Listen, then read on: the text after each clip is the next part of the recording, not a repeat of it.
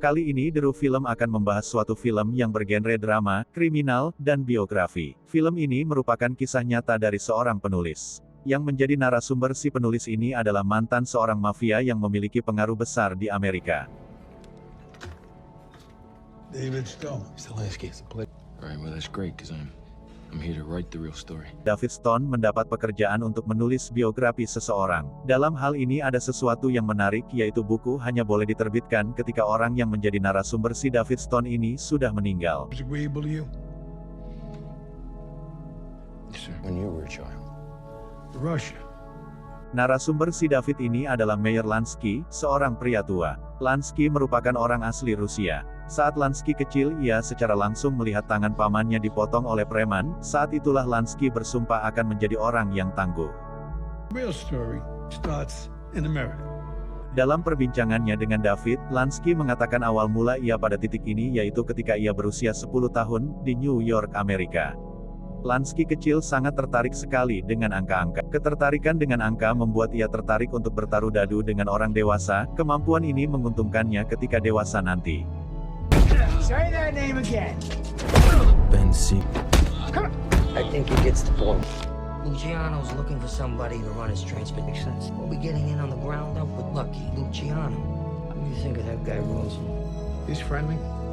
Dalam pertemuan ketiganya dengan Lansky, kali ini David mencoba menggali awal karir Lansky sebagai penyelundup dan pengendali perjudian. Tahun 1918 adalah awal karirnya.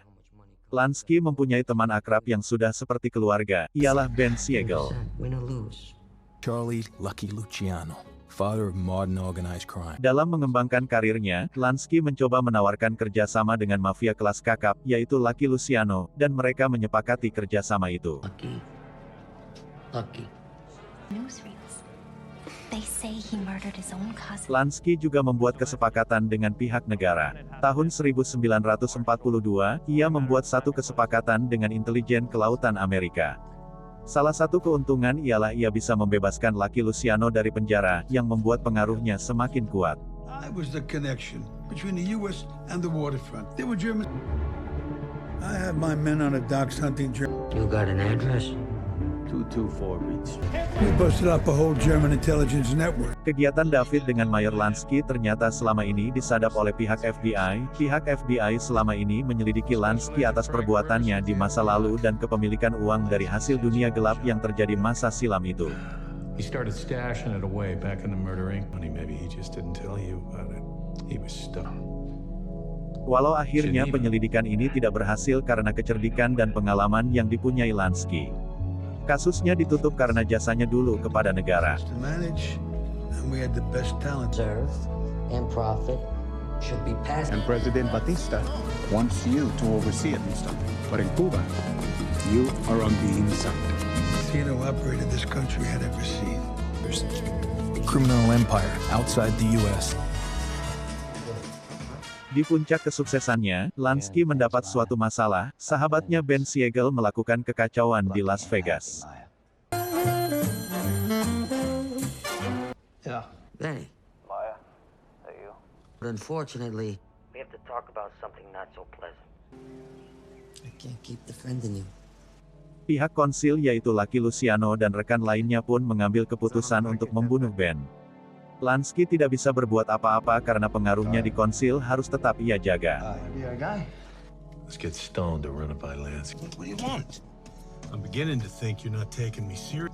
Find out who he is, okay? Di akhir cerita, Lansky mengetahui bahwa David bekerja sama dengan FBI. Lansky memaafkan David tetapi ia tidak melanjutkan lagi cerita masa lalunya untuk ditulis. I forgive you, David. Meyer Lansky meninggal pada tahun 1983 karena kanker paru-paru. Saat ini hasil dari industri perjudian yang ia pelopori menyumbang $250 miliar setiap tahun untuk perekonomian Amerika Serikat.